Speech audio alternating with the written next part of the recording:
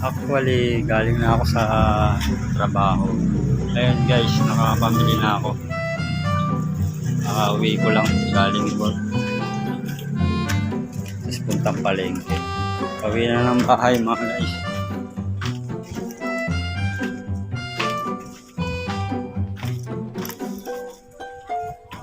Uwi na. Na tayo mga guys, malapit na sa bahay mga guys, mga kapatak.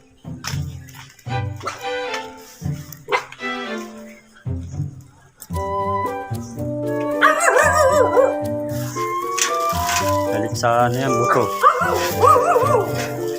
Galit ka sa buto ha.